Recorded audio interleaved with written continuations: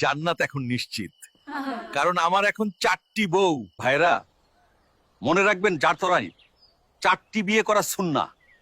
সামর্থ্য থাকলে 4টি বিয়ে করুন।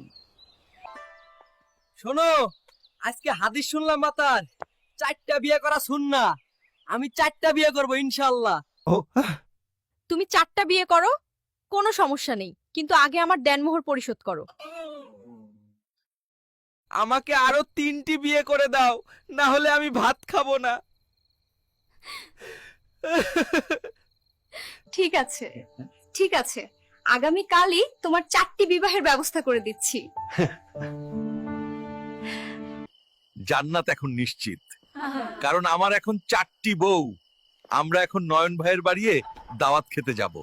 নয়ন ভাই, আপনার বন্ধু শামীম ভাই সেও 4টি বিয়ে করতে চায়। তার জন্য মেয়ে দেখা শুরু করুন। আমরা সকলেই মিলে গিয়ে তার বিয়ে খাবো।